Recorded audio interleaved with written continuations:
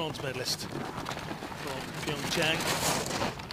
Now meet the Alaskan Andrew Kurka, gold medal winner in this very category less than a year ago, right on the other side of the world. Kurka is behind Peters, not the position he found himself in Korea. 27-year-old. Oh, sliding.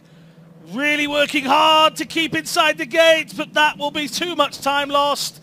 And a gate missed. And the Paralympic champion goes out.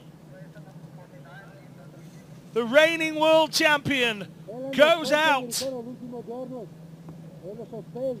And as I just said,